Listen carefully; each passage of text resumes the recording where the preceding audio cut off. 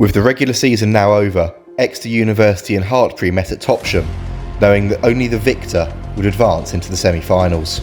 Whilst Exeter may have been the higher placed seed, Hartpury were the fastest side out of the blocks and looked to take an early advantage before Sam Higginson secured this overthrown line-out. Defence was very much on top in the opening exchanges, and despite Finn Richardson doing all he could with this carry, Hartpury's defence was holding firm. Max Bliss and Dan John were next to try their hand, but this superb tackle on John forced a knock-on, allowing Hartpury to secure possession. The visitors were still maintaining the upper hand, and when Matt McNabb and Joe Winfield combined to set Ollie Holiday free, Exeter were fearing the worst. The wing raced away, only to be hauled down just short of the line by John, although Exeter would concede a penalty at the breakdown. It was simple enough for Brandon Wood, as he added the 3 points from in front of the posts. Hartpury was still searching for space, but they were met by a Chris Moore-shaped wall as Exeter's defence held firm. Eventually though, Exeter's defence would be breached. As Jamie McCartney twisted and turned his way out of several tackles, back row colleague Joe Howard burst through, feeding scrum half Gibson to race in out wide, with Norman again adding the conversion to extend Hartpury's lead to 10 points.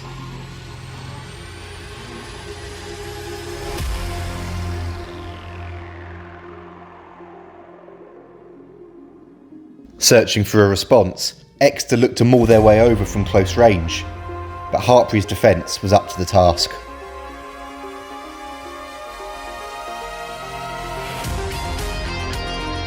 Exeter needed a spark, and when Archie Hoskin bulldozed his way through the Hartpury defence, they finally seemed to have some momentum on their side. Tom Hitchcock then fizzed the ball wide to Jordan Bond,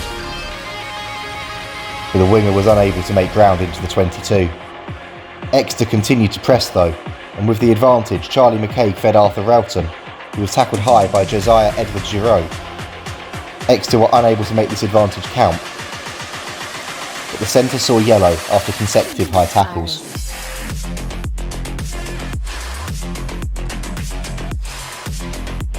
With time ticking away and Exeter desperate to get on the scoreboard, Bond again picked up a bouncing pass and looked to make space for himself, cutting back inside before offloading to Arthur Relton, who was hauled down just short of the line. Exeter then kept it tight, inching ever closer to the try line. And eventually, with space spotted out wide, Lloyd Seed fed Arthur Relton to dive over for his 15th try of the season.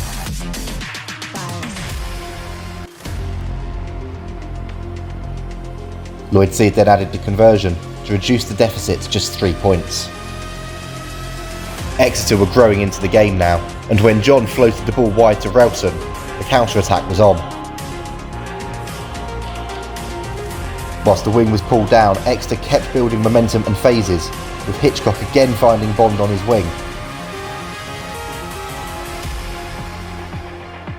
before he offloaded to captain Ollie White to drive up towards the line. His inside pass was again collected by Bond, and Hartpury's defence just managed to snaffle the wing, before the long arm of Arthur Thomas was able to put his side into the lead.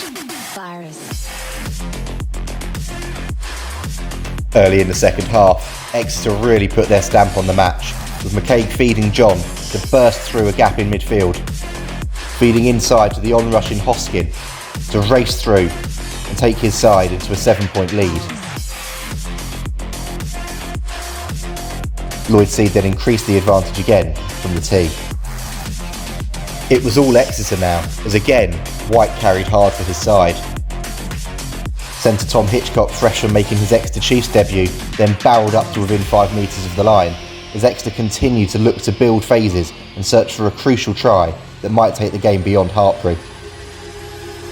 The visitors' defence though held firm, and when Tom Hitchcock looked to feed Relton, the pass drifted forwards.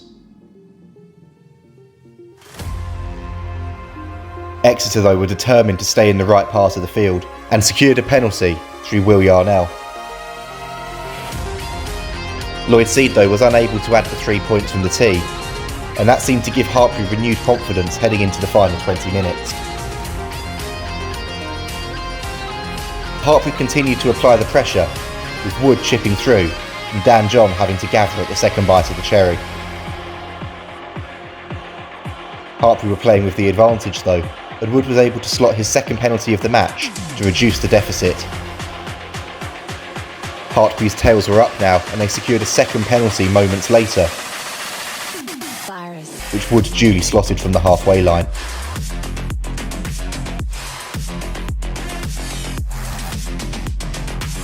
Entering into the final 10 minutes, it was tight and tense before Owen Randall spotted a gap and burst free, only for Dan John to make a crucial covering tackle and then secure the turnover for his side as Hartpury looked to threaten again. The game was really opening up now, and when Hitchcock collected McCaig's inside pass, the centre burst free, feeding Relton, who looked for all money to be able to race in to seal the match, only for Wood to make a last-ditch covering tackle. With space out wide, McCaig looked to chip over the top to Matt Cook, but the second row was unable to get his arms to the ball. Knowing that there was only 3 points in it, the visitors again looked to create an opportunity, but Hitchcock was able to come up with the ball for his side, before Randall was unable to hold onto the ball at the base of a Hartpury scrum. With time ticking away, Exeter were able to wind down the clock, allowing Niall Armstrong to boot the ball into touch and spark celebration and relief from the Exeter camp as they advanced to next week's semi-final against Cardiff Met.